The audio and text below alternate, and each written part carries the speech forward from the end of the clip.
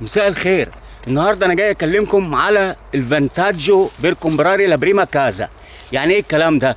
يعني المزايا اللي من حقك تاخدها لما تشتري اول شقه او اي عقار. ايه هي المزايا؟ احنا قلنا كان في فيديو تاني ارجع له سابقا كنت اتكلمت فيه على الضرايب والسبيزه بتاعت النوتايو والسبيزه بتاعتي والسبيزه بتاعت الاجنسيه موبيلياري لما بتروح تشتري من عندهم الشقه. خليك ارجع للفيديو ده. كنت انا قلت ان انت بتروح الكومونه بتدفع حوالي 100 يورو 50 و50 في الاوفيتشو كاتاستالي اللي بتسجل فيه الشقه، تمام؟ دي بالنسبه لو شقه مش جديده، شقه عاديه في اي عماره. طيب لو شقه جديد وبتدفع كمان 2% ضرايب للدوله، تمام؟ قلت بتدفع 2%. لو الشقه ب 100,000 هتدفع 2000.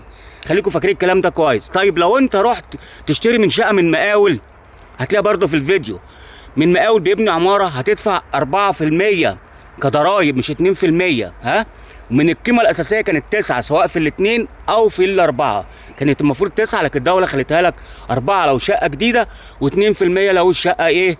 شقه قبل كده يعني مش جديده، يعني فاهمين ازاي؟ من الشقق القديمه الموجوده حاليا في اي سكن يعني مبنيه. طيب لما تروح الكومونه هتدفع برضو 200 و200 ادي 400. طب ايه بقى الحاجه الكويسه اللي انا بقى جاي اعرفك عليها برضو من القوانين افتكرتها وقلت اعرفكم بيها؟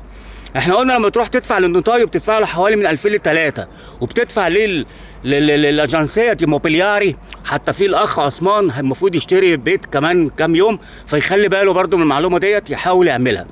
انت لما تروح تشتري العقار هتدفع برضك عليه 3000 قول لاجنسيه موبيلياري، وهتدفع 3000 عندي النوتايو في البنك. هنا في السنه اللي جايه بعد كده هتعمل حاجه اسمها ديتراسيوني ديل 630 ديكراري ان انت كسبت ايه وايه واشتريت ايه عشان تنزل منك في الستة ترنتا، صح ولا ايه؟ من الضرايب دي تعتبر طاسه المفروض انت بتدفعها. فالقانون هنا بيقول لك ال 3000 يورو اللي هتعطيها للنوتايو تتشال منها 19%، يعني بما معناه حوالي 570 يورو.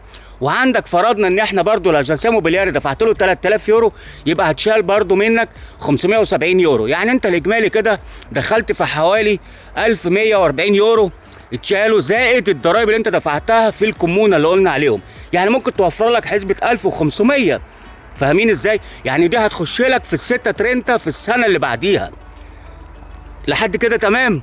خليكم فاكرين تحت امركم واي معلومات، وبشكركم على اللايكات والمتابعه والكومنتات اللي انتوا بتعملوها برضو برد عليها ويعني بشكركم كتير جدا جدا. وتابعوني باستمرار ويا ريت تشيروا الصفحه عشان توصل لاكبر عدد من الناس يستفيدوا زي ما الناس بتستفيد وبتتصل بيا، وانا تحت امركم. وخليك فاكر دايما معايا بتكسب معايا بتربح. خليكم فاكرين معاكم مهندس رأفت جيومتر رأفت كابيتو.